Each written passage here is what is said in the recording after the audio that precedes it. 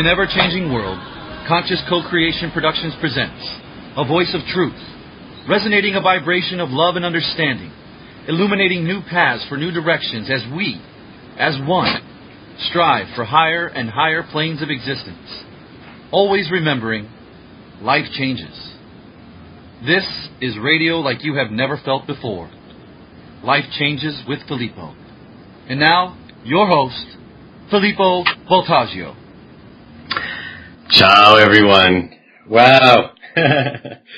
It's so exciting getting to know so many of you from the emails and the Facebook and now our live events like the one we're having this coming Wednesday and the one we had a month ago. And it's just amazing. And to have people calling in on the phone and emailing and saying, how can you help with this? And can I help with this? Actually, there's just so much going on, such a beautiful group of people that are coming together to be the changes they wish to see in themselves and in groups and for the world. So I really appreciate that. I'm so happy that we're having this conversation because it's opening up so many people, and so many people are actually coming out and speaking more about these things because in my circles, because I'm speaking about them, and some people never knew.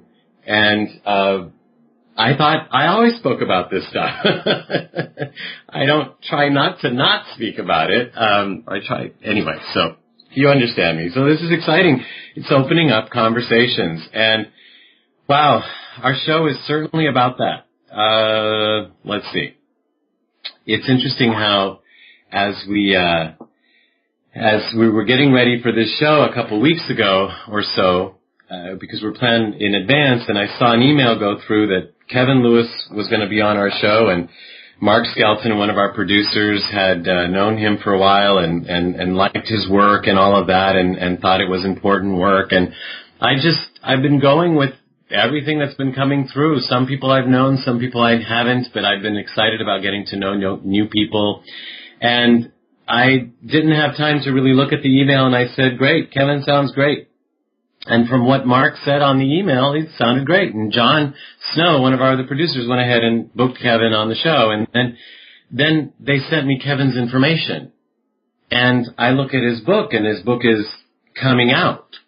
And I said, coming out? What's this show about?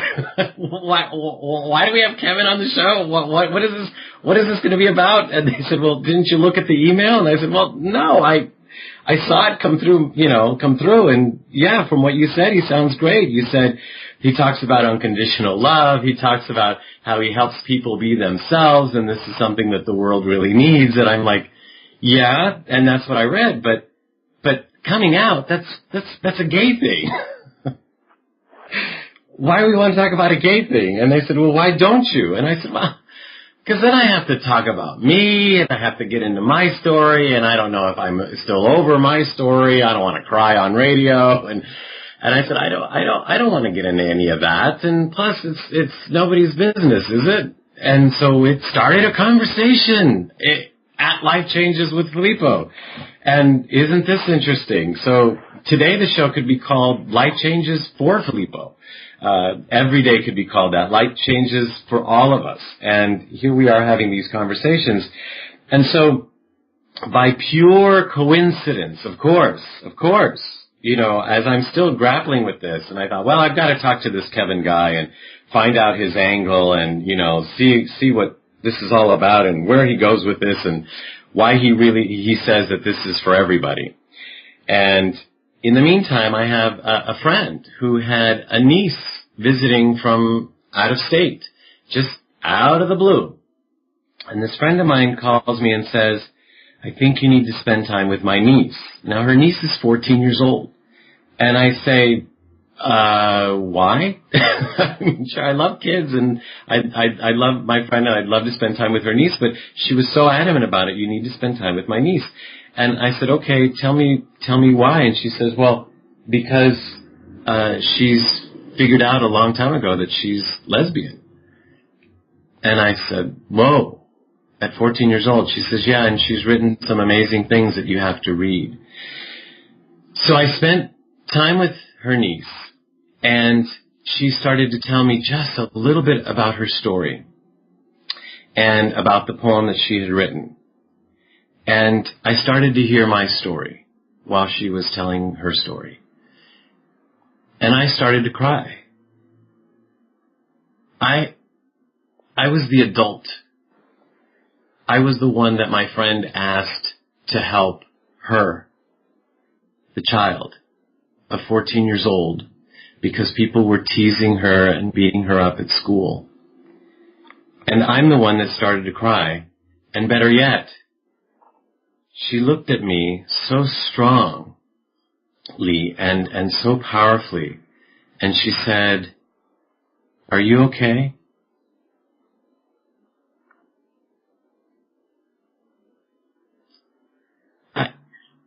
I'd like to think that I was crying for her and for all the children that go through everything that she is going through right now in school. And it's summer and she's knowing she has to go back and face all of this. Again, I'd like to think that I'm also crying for all these children that are experiencing this. I don't know that I was. I think I was crying for the little boy that had to experience this every day of his life, from kindergarten to high school. And the most confusing part is not even knowing what the kids were calling me or why I was being beat up or yelled at or teased, not knowing what that was even about, not even knowing about myself. And here it was, she was helping me. And I thought, wait a minute, I gotta help her.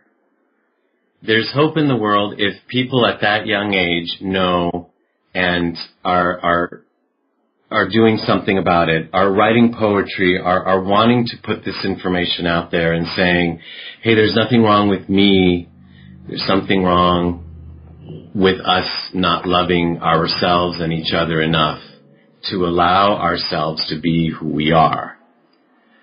And so she then gave me her poetry. She's written several poems, and I thought I would read one of them right now. Since she's only 14 years old and, of course, underage, we asked her if we could read the poetry, and she said yes. And we asked her what name we could use, and she said Da-ihan. And it's a Japanese word, and I'm not sure what it means, but so this is written by Da-ihan. Love me. Class starts and ends, and the bell rings with a shrill. Maybe it won't come today, and maybe it will. I grab my books and flee from the classroom. Our teacher calls, and I run faster. I hear the footsteps growing loud. I hear the words leaving your mouths. Faggot. Douche, whore, freak. Leave me alone and let me be. Forget who I am and whoever once was. To you, I'm not human, and I never was. Just because I'm homosexual, a lesbian, a slut in your eyes, I should go to hell and rot. I am not allowed to just be me, whether I'm at home, school, or at the beach. I exit the doors of my high school, freedom at my wake, only to realize the world is exactly the same. So I shall flee to the only place I will be safe, to the only arms that can negate the pain in this world that hates us so. What have we done wrong, other than let our love grow strong? I love her, and she loves me.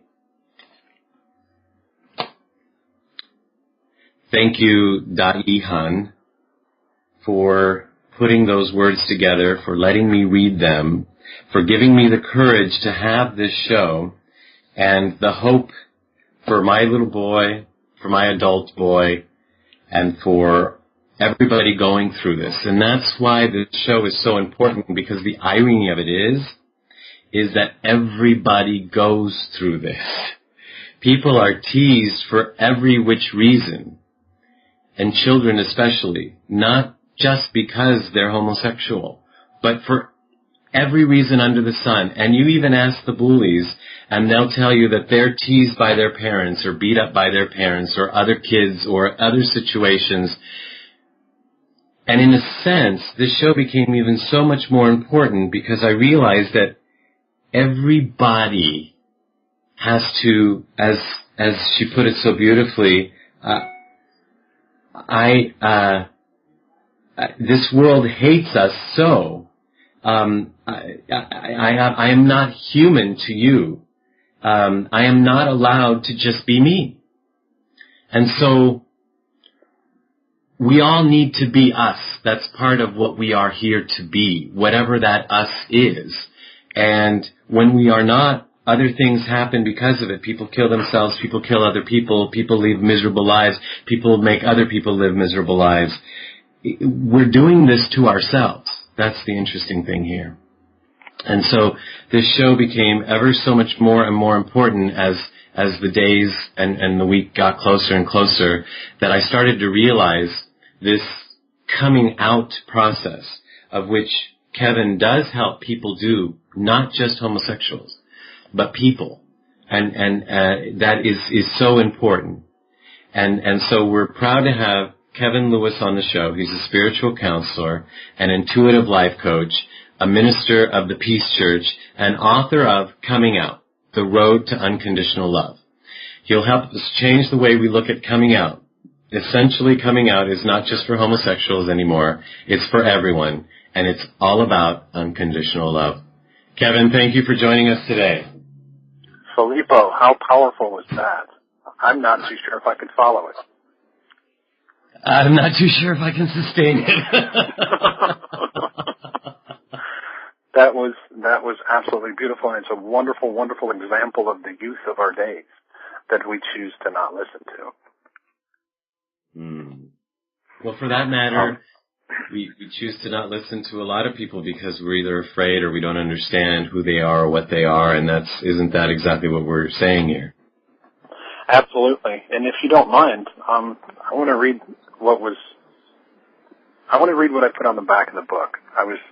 There were multiple people that attempted to get me to remove this and replace it with testimonies and things of that nature, but I don't believe it was proper, because this was more important.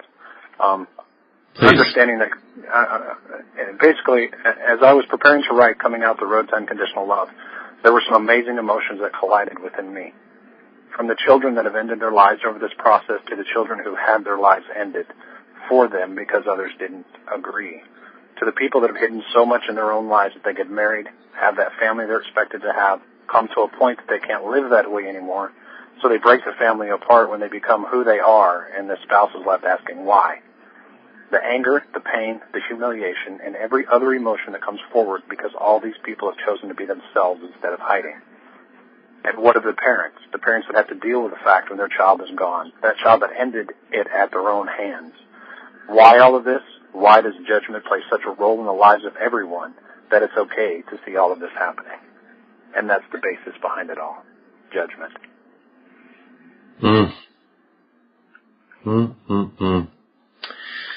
Kevin, what do we say to this beautiful little girl? The most beautiful thing she could ever do in her life is to understand that the people that are speaking to her in that way are not speaking truly to her. They're speaking to the fears and to the things that have been taught to them and the fears that they see prevalent. It's not her they're attacking. It's themselves. And when she stands true to herself and doesn't take upon what they say, it no longer has any weight in her life. Very easy thing to say.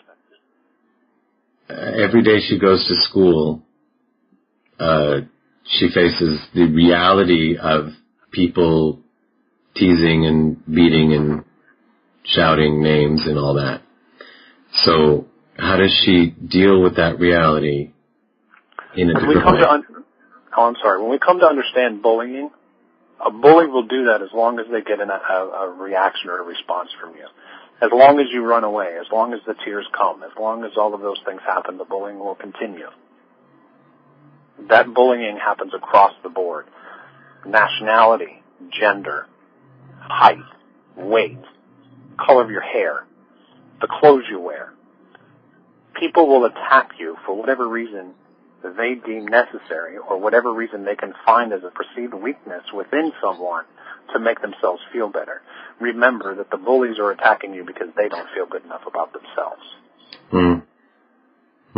So when you can approach those things in the place I call unconditional love, which is to understand that that is a crying child, not somebody that has the power to make you cry. Yeah, I understand that now. Obviously, if I'm getting a bit emotional about it, there's a little child inside of me that still doesn't, and I can only hope that she and any one of her friends or anybody that's listening that is of a young age or old age that still has a wounded child inside of them can understand that and embody it and be able to be freed and move forward without that in their heart.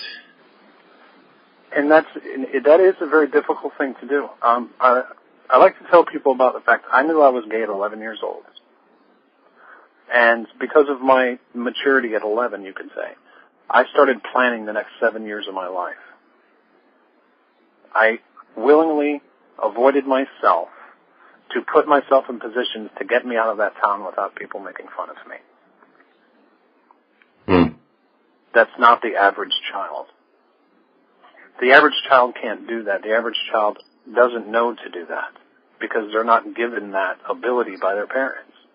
Their parents don't tell them, it doesn't matter what people say to you because it's you that's true. It's you that's believed. It's you that you need to believe in, not them. It's interesting that you should say this because I've had an interesting experience.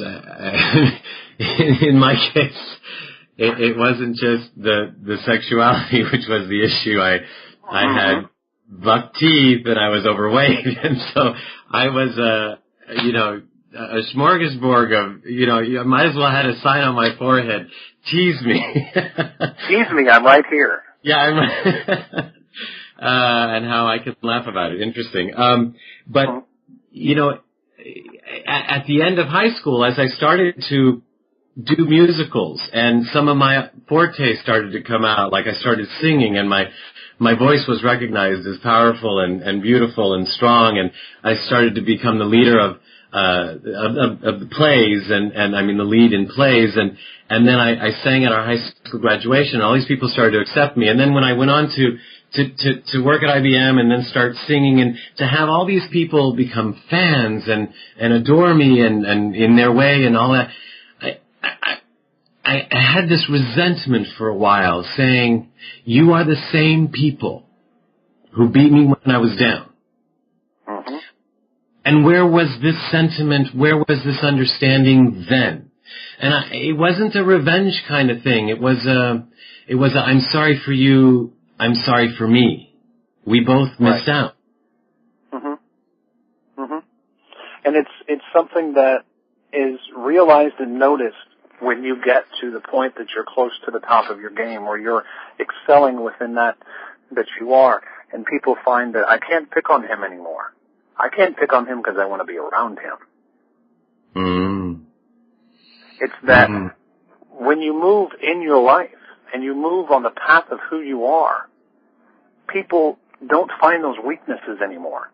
The sad part is we don't take the time to heal ourselves from those damages, that damage that happened before. So we continue through life and then it shows up again. And it's handling it when it shows up again that is so scary, because you're not the 25-year-old trying to handle what was done to you at 15. You have reverted back to that 15-year-old. Wow. And it's addressing that 15-year-old again. Well, It's powerful stuff, and I want to get back to a phrase that you said. I knew I was gay when I was 11. Is what you said, and you know, it's interesting because you and I have had conversations in these past couple of weeks as I've been trying to tell you, no, you can't be on the show. Yeah. Right. As you were presenting all of these things and it was actually, you weren't telling me, no, I couldn't be on the show. You were presenting things to yourself to try to stop yourself from allowing your show to continue. And I'm kidding. I know you are. I know, but you know how I am, Filippo. But there is underlying truth to that, of course. So exactly, you're right on the money. And so in the conversations that we've been having, that word, you know, you said you knew you were gay when you were 11. Now, ironically, you don't associate with that word, gay. And I was saying to you, yeah, I don't like that at all.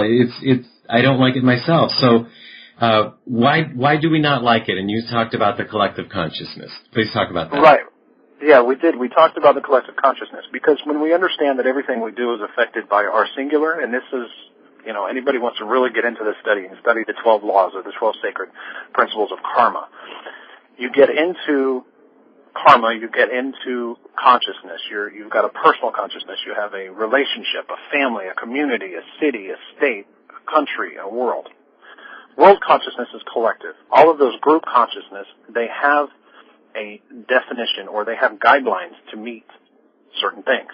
So if you're gay, then you must listen to Barbara Streisand, know how to shop for clothes, must be hairdresser or makeup artist, you must be a dancer or a singer. You have there's all these guidelines to meet the idea of being gay. And I think I told you that people have told me many times, multiple times, that they're going to yank my gay card because, one, I don't worry about fashion. If you want me to do your makeup, it's going to be Halloween night. If you want me to buy your clothes, you're not going to want to go out of the house with them. All of these things don't equal what people define as gay.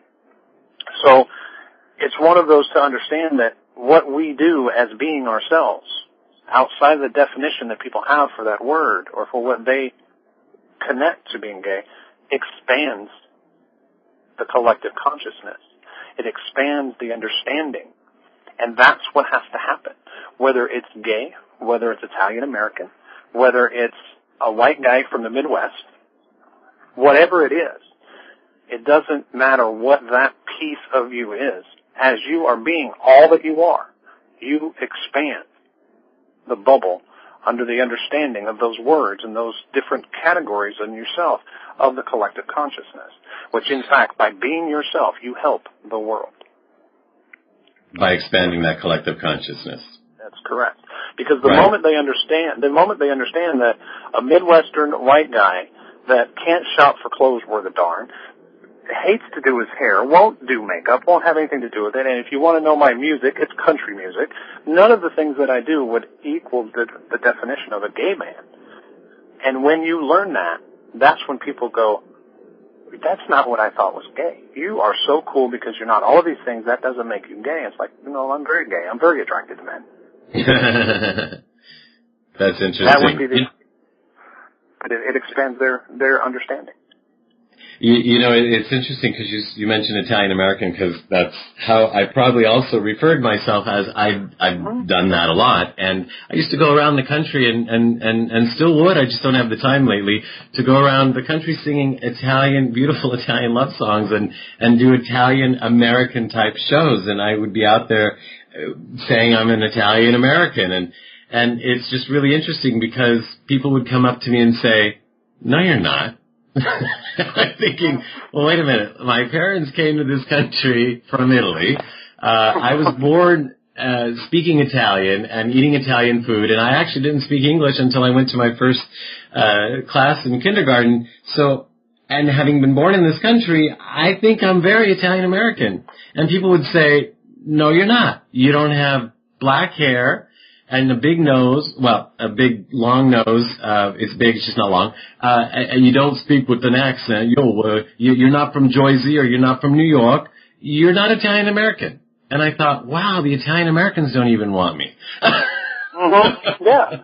And it's because we all have this set group of identifiers for anything. And it's expanding out of that. And unconditional love is about seeing you, Filippo, for the essence of who you are, not the things that define that body and that life that you live. It's loving the essence and allowing the rest to develop. That's unconditional love. And as each and every one of us come out of that closeted hiding place for all the definitions people want to put on us, no matter what they are, as we come out, we expand collective consciousness to understand just love for the sake of love, which is really all we are. Wow, and that's interesting. And so I'm glad you're bringing it to where I wanted to. I came close to writing on our website, like orange juice is not just for breakfast anymore. Remember that commercial? I wanted to say coming out is not just for homosexuals anymore. And I mean that, because I look at my friends and who are either happily married or very popular, good-looking, quote-unquote, straight men, having what looks like a wonderful life and what have you. And I look at them and they show me, because of who I am, their vulnerable side and who they really are. And I'm not saying they're gay. On the contrary, this one wants to be wants to go to college, but you don't do that at this age, or you don't do that as a mom, or this one wants to go dancing, or this one wants to use whatever it is.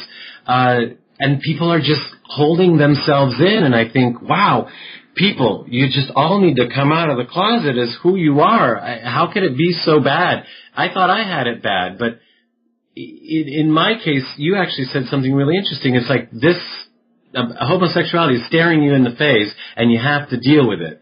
They could stay miserable all their lives and not deal with it because nobody is telling them, I know who you are. I figured you out, and it's a bad thing.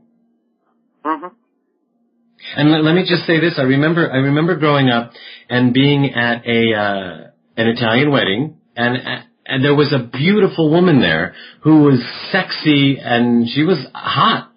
And she was dancing up a storm, and I remembered noting that there were these ladies talking around me, gossiping about her, saying, she's a mother of 2 children. She should be ashamed of herself. Who does she think she is? She should have a dress that's lower than that. And they went on and on and on, and I thought, wow, there are other women here dressed like that. Maybe they're not mothers. And what does being a mother have to, what does that make her have to wear frumpy clothes or something? And I thought, geez, let her be. Just allow her to be herself. See, that's one of the things that, and people find this interesting when I talk about it, is one of the, I'm attracted to Asian men. That's my attraction, is Asian men. That's what I like. Now, that leads into this whole thing, not because of whatever people want to think of it, but ironically, most of the discussions I have with Asian men is about how they hate themselves for being Asian. And they don't have a choice but to show the outside version of Asian, but they are so scared of being Asian because of all the stereotypes that are put on them when they come to this country. It's crazy. There are black people, African American people, that are afraid to act themselves because they're going to be called someone wanting to be white. Coming out is not just about gay or lesbian. It's about the essence of who you are and being you. And the fact is, the majority of us cannot do that because we're so afraid of what others are going to say, and we find that to be more important than being ourselves. And we could do nothing more important in life than be ourselves. And we do this in the silliest aspects. I used to straighten my hair because that was what all the cool people did, and because I hated curly hair. Well, that's funny. The people with straight hair hated it, and they used to complain about it and wish that their hair was curly so they wouldn't have to dry whatever. I don't know. But there was always, it was like everything. I hate my nose. It should be this way. It's just, oh my God. Well, I hate so much stuff. I hate the way my face looks. I'm going to go do plastic surgery. The funny thing about me is I have baby fine hair. Nothing you can do to this hair without putting cement on top of it will make it into anything else. And I had to come to it's okay to just be letting it have its way. Let it do its thing. For a long time, I put gunk in it. I did all these things, tried to do perms to give it body, tried to do all this stuff. But it came to a point that at the moment that I realized that's my hair, and I love it for no matter what it is, and I'm just going to let it be, did my hair actually start looking right? you know, this is interesting, this whole topic of how we're talking about that this coming out is for everybody. And it's interesting to me how the homosexuals have started this trend. So let's say, or because I remember growing up wearing an earring, you were gay if you wore an earring. And then, you know, years later, you were cool if you wore an earring. You know, and some of the clothes that some men would wear back when I was a kid that used to obviously signify that they were gay, then were started to be cool in the 70s, and rock stars started to wear them and blah, blah, blah, and now people are wearing them too. And it's like, isn't this interesting how this community of people, these people that were born this way, are setting the trends, and now this is the biggest and probably most important trend of all for all of us to follow suit, is to come out. And that's absolutely correct. And one of the things that's interesting that you skipped over a little bit is the metrosexual. Because straight men wanted to look like gay men because the gay men were having all the women hang out, and they were looking all good, and the women were comparing their men to the gay men, asking why they couldn't be like that. So then came the whole metrosexual cycle. Interesting, in country music, there's a song. It's called Feed Jake. If anybody's ever heard of it, they'll understand the song. There's a point in that song that it says, if you're a man and you wore an earring, you must be gay. But then they see you climbing a pickup truck. No, wait, you must be straight. Okay. So it's the whole thing. Wear an earring and get in a pickup truck, you must be straight. It's all of those, okay, now you were gay because you wore an earring, but no, not anymore because now you're climbing in a pickup truck. So what part of the box are you going to live in? And as soon as you climbed in that pickup truck, you expanded collective consciousness. Wow. You know, you're reminding me of something I haven't thought of in a while, but I used to use a lot, and that is, I almost don't want to use the word anymore because, you know, someone's going to say, no, you're not. We were raised very Italian, and so I was going to say I'm Italian-American, but it doesn't mean anything anymore, because nobody believes me anyway. But and it's funny, I don't use gay because I was afraid that people would say, you know, oh, let's go shopping, let's do this, let's do that. And the funny thing is like, if people, when I tell people, yeah, I'm homosexual, they say, no, you're not. It's like, well, okay, I'm not, but I love men. It's like, no, you don't. Yeah, okay, whatever. Yeah. Because that's not how they see me. But it reminds me of growing up, our very first Halloween. My brother came home from school, since he was the older. I came home from school and told my mom that everybody was dressing up at school. And because it's Halloween. So my mom went into her, oh, it's carnival time, and this is what, you know, we dress up as carnival. So she dressed my brother up in the way that she hadn't been in this country but a year or so, or two, and so she just dressed him up like she used to see the men dressing up in Sicily during that time. So my brother went to school, and a few hours later came home crying. And he said, all the other kids are Batman and Robin and Spider-Man, and how come I have to be this stupid Sicilian or something? Everybody laughed at me when the teacher asked me what I was supposed to be. And I've said the teacher missed an amazing opportunity to help all the other children be who they are. If she would have just said, wow, your costume is beautiful, tell us, what comes with that costume? Is there culture? Is there food? Is there music? And my brother could have talked for hours about what he knew about this costume because it's how he grew up. And if that had happened, I bet you all the other children would have run home crying, saying, how come I have to be Batman like everybody else and have a store-bought costume when he got to be somebody special? Right. See, and the thing is, that's the number one missed thing for anyone to move forward in life and help others move forward in life. And that is to take someone that could possibly be a target and turn them into a tool. Make that a tool to educate. Whether it's yourself, a group of people, or just your best friend. Make that a tool to educate. You do two things. You learn, well, you do multiple things, but you learn, whoever you're helping teach learns, and you build the pride of the person that's the tool. Wow. You would do no damage in any way, shape, or form of doing that.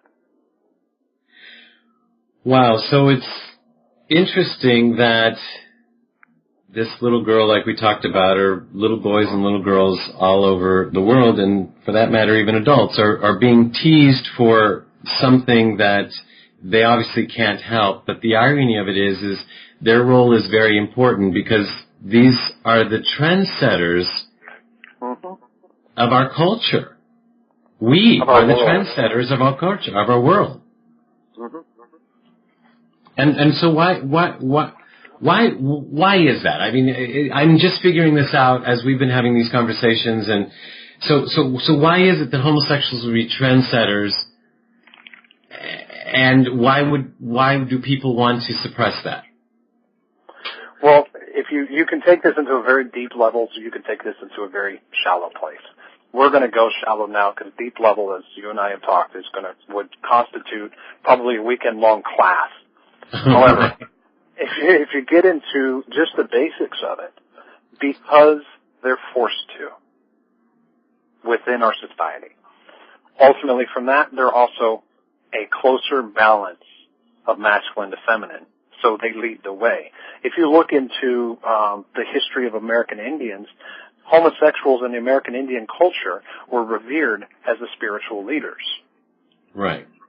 They have a closer balance to the feeling as well as the thinking, the feminine and the masculine, the intellectual and the creative, the left brain and the right brain. They have a much more of a balance, so they automatically lead the way because they are showing others how to truly be. It's the best way I can do it without carrying it into 4 hours.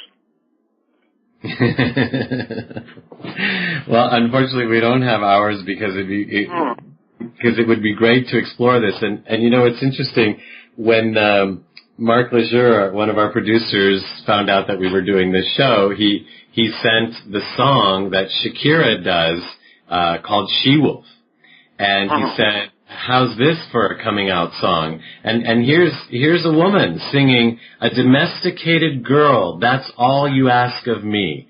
And she goes on to say that her body is craving for more, and that she is much more than what we are seeing her as, and the box that we are putting into. And then the song goes on to say, "There's a she-wolf in the closet. Open up and set her free. There's a she-wolf in the closet. Let it out so it can breathe." And she's talking about herself embodying this song, saying, "Let me be me." So here, without him knowing that this is where we were taking the conversation, this is where it is. It's everybody. Yeah. Everybody needs this. Yes, and it's stand up and be proud of who you are. And one of the things I like to ask people, and it's a song, is what have you done? What have you done lately for you to be proud, or something like that? Okay. But the name of the song is Proud. All right. So what have you done lately to feel proud? And that's really the key, is be you and be proud of you. And if someone presents something to you that's going to try to knock you down, understand. And look at them unconditionally and understand where they're coming from. not what they're trying to do. Because it's the moment you give in to that they have succeeded in making the collective conscious smaller. Wow, and so our intent here is to expand the collective consciousness for everyone. And we can't do that without everyone being more and more who they are. That's correct. And so that's what got me to talk about this and getting getting people to, because this is not an easy thing. Obviously, as we're talking about this, I'm sure it's obvious to the audience. For those who haven't gone through this particular aspect of quote-unquote coming out, but for anybody that's trying to explain to their parents, I don't want to go to college, or I don't want to do this, I want to be a dancer, or I want to join the circus, or I want to join the Peace Corps, or I want to be a lawyer, not a dentist. I mean, I don't want to marry that person, As my father put it when he read this book, the teenage mother, soon-to-be mother, the teenager that's pregnant, telling their parents that they are. Right. Okay. Good point. So the book is coming out, The Road to Unconditional Love, and some of the things that you brought out in the book was like a 10-step, or rather not a 10-step, but 10 mistakes that people make. There's 10 things to avoid when coming out of the closet. That's actually an added thing outside of the book. Oh, is it? Okay. Yes, the book itself, what I present in this book, that's the most important tool anyone could ever have in life is themselves. And I present it by showing examples, using my experience and the experience of other people, using that and asking some powerful questions to bring forward the true answers from you. So it helps develop the number one tool you really have, and that's yourself. Mm. I don't tell you how to do it. I give you examples of how to avoid doing it. Many of those came from me because I did it that way, and many others have done it that way. Mm-hmm. But I bring forward the most important tool you have, and that's you. Wow. Well, I have not had the opportunity to read the book yet, I'm sorry to say, but I didn't want to delay the show any longer for me to have that opportunity, and boy, did I know we'd have plenty to talk about. But I think one of the important things that comes out in some of the literature that I've read in the summary and in this avoiding the mistakes and a couple other things is that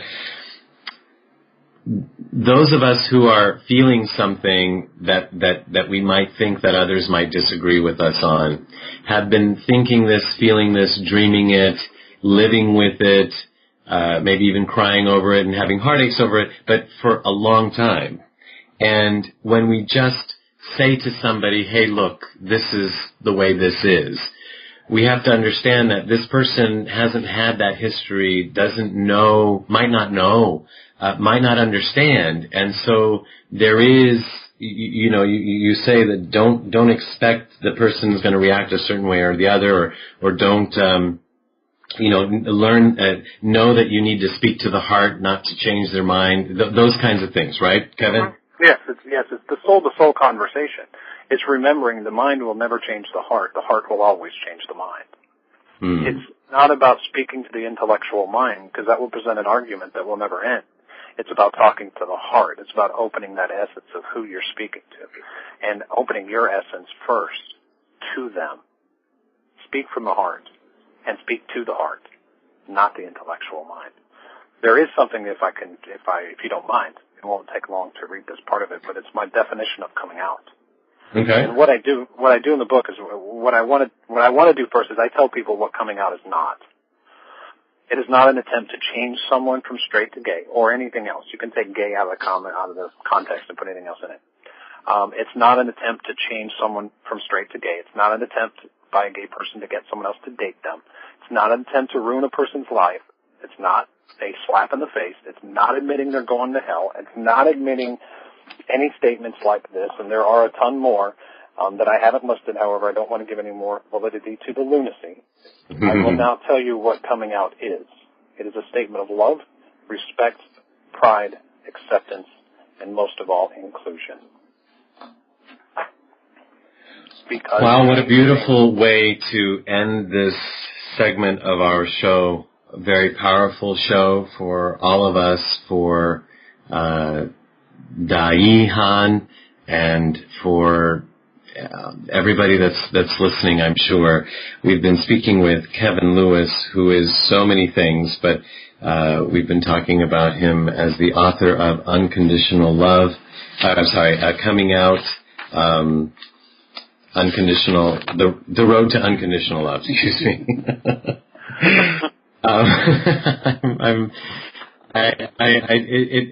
This has taken so much out of me. It's the most important part is that it's a very powerful and empowering show for you, and that's what matters the most. Yeah, and they all are, and they all have been, and this is just particular, of course, and that's why I'm here. It's why we're here, and it's what our show is about. And thank you, Kevin, for being with us and help be part of this defining moment, and together being part of the change we wish to see in the world. Absolutely, and it's been absolutely my honor and pleasure to be with you tonight. Looking forward to actually finally connecting at some point and meeting up and hugging and laughing over all of this. That's right. Absolutely. All right. All the best to you. Thanks for being on the show, Kevin. Kevin Lewis. You as well. Take care now. Wow. Well, I've got Mark Skelton sitting to my left who just patted me on the back because he was the first person I called and said, "What are you thinking?" And so he's here not for that reason. Well, I'm sure it is. He's here for so many reasons. And right now he's here because he's going to talk about the luminary of the day. Here's Mark Skelton with the Luminary List. Thank you, Filippo. This luminary actually is... more the luminary of the last 100 years. And we haven't heard much about this man in recent years.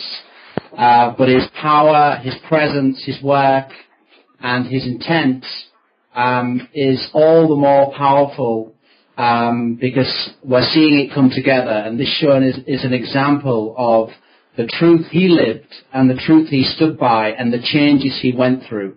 And if you haven't guessed already, the man I'm talking about is none other than Nelson Mandela, whose birthday was on Saturday. His birthday is the 18th of July.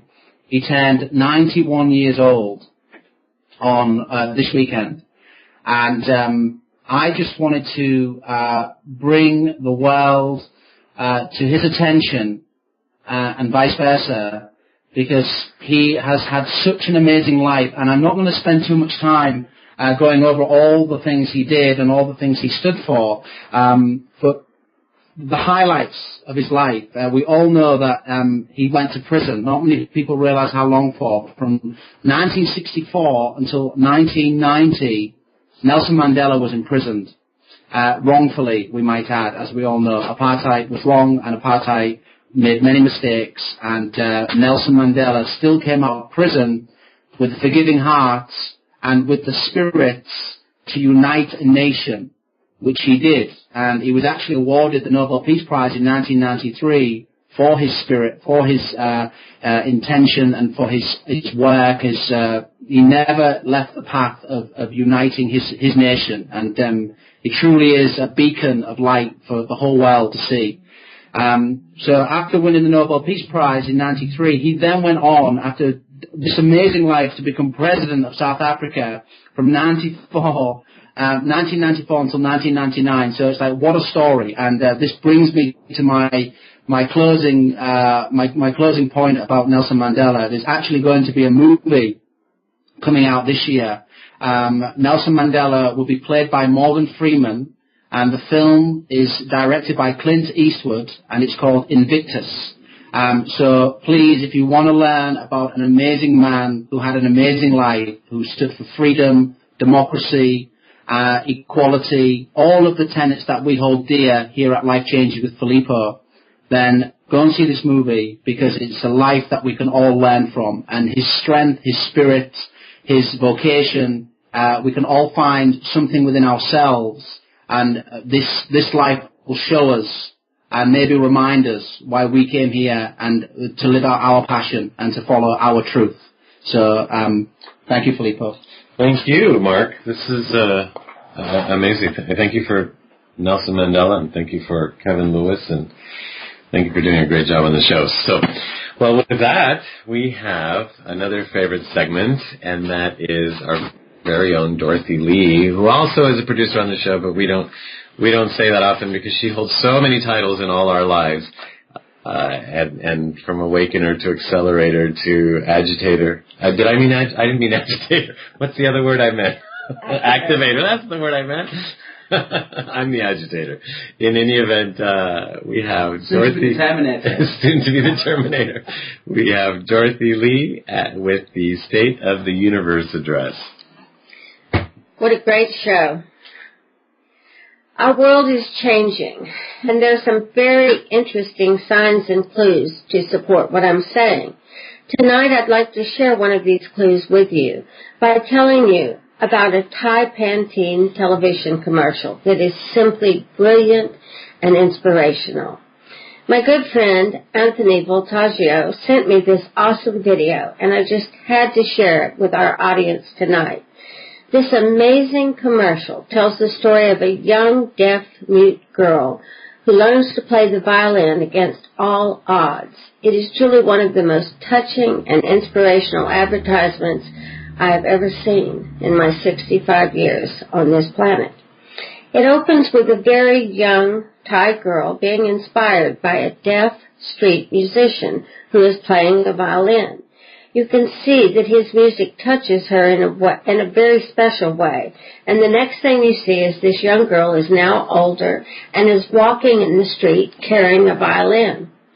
She is then shown in a school-like situation with another young girl who plays the piano, and the young girl starts screaming at our heroine. A duck tries to fly, and a deaf tries to play a violin. Are you crazy? Why don't you learn something else? The angry piano player gets up and knocks over the music stand in front of our young girl, and then stomps out of the room after yelling to this beautiful being these hurtful words. You are wasting everyone's time. You can see the pain on this beautiful young face, and then the next scene is back on the street with crowds listening to and applauding the street musician, and our young friend is watching him. Once he finishes playing, he sits and packs up his instrument, and then the street musician speaks in sign language to our deaf heroine and asks this: "Are you still playing the violin?" She cries and then sits and asks her mentor, "Why do I have to be different from everyone else?" He looks at her with unconditional love and wisdom and asks, "Why do you have to be like others?" And then he goes on to say this: "Music is a visible thing." Then he hands her a violin and tells her, "Close your eyes and you will see." The next scenes show her practicing, and then you see her enter a hallway, and on the wall is a sign that says Classical Music Contest, and you just know that she's going to enter the contest with her violin.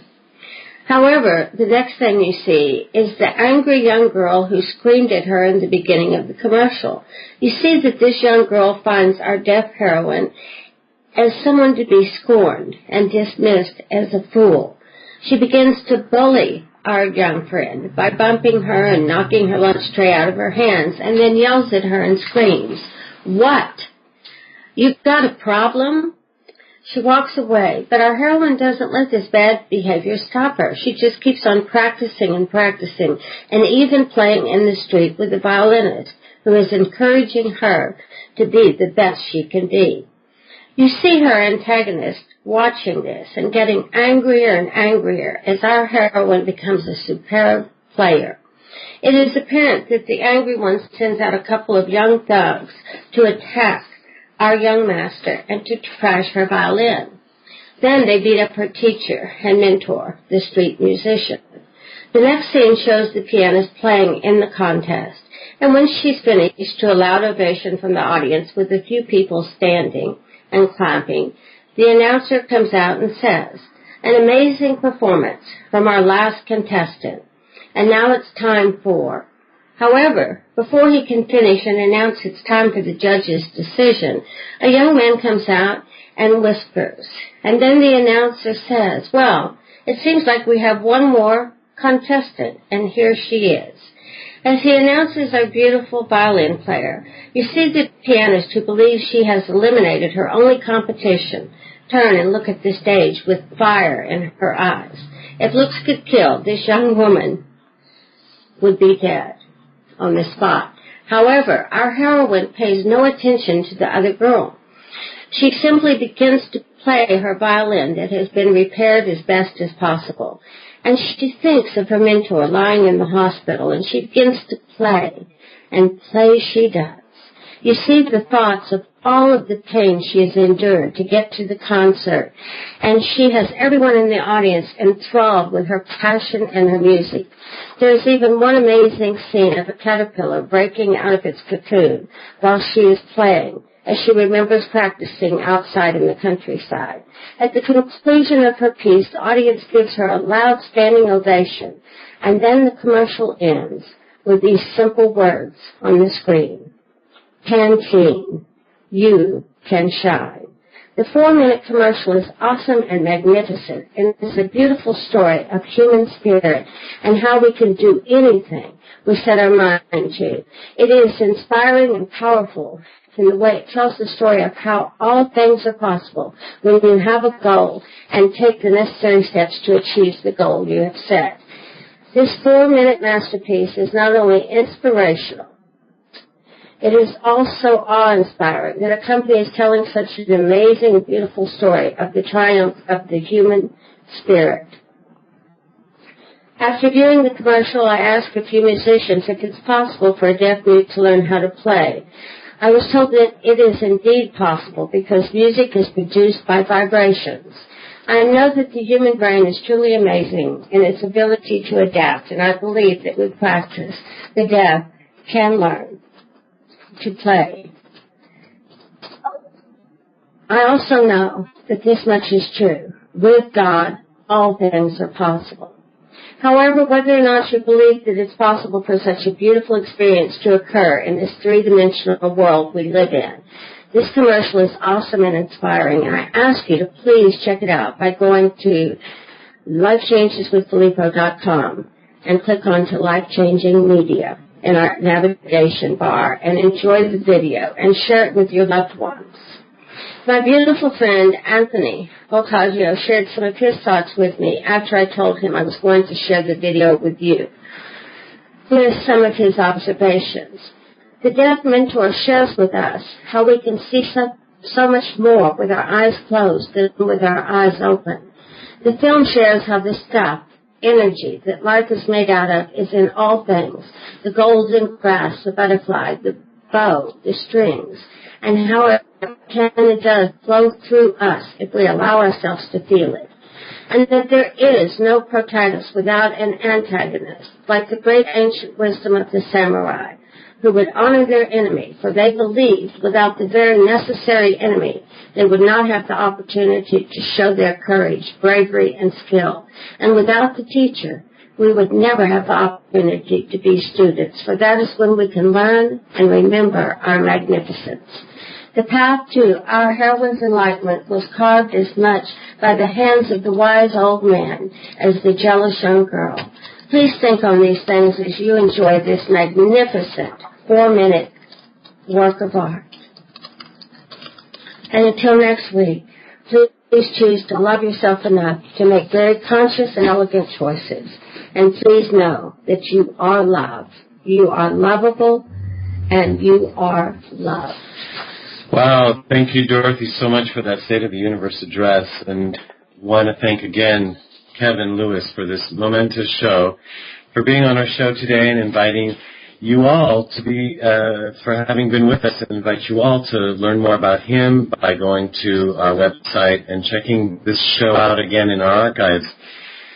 We look forward to being together next week when our guest is going to be Dr. Sabra Smith. She's the author of Innermost Parts, Theory of spiritual relativity, law of the abundant life. Wow. I'm sure that's not to be missed. Remember, you can keep the conversation going during the week by visiting and writing us on our website at lifechangeswithfilippo.com. Connect with us also on our Life Changes with Filippo page or our fan pages. Today's show has been made possible in part by our sponsors, IonWays Water Systems, Change Your Life, Change Your Water, or Love and Miracles. To learn more about them, visit our sponsor page on our website and click on their links. I am Filippo Voltaggio, and it has been my pleasure being of service by hosting Life Changes with Filippo today. I, along with our segment host, Dorothy Lee, and with our show producers, Mark Skelton, John Snow, and Mark Lejeune, and our engineer, Seth, thank you for joining us in being a part of the show and being a part of the change we all wish to see in the world. Ciao. You have been listening to Life Changes with Filippo. Join us here every Monday night at 9 p.m. Pacific Standard Time, and visit us on the web at lifechangeswithfilippo.com. That's Filippo, Filippo.com. And follow our community on Facebook at Life Changes with Filippo. Join us here next week as we graciously embrace the only constant, life changes.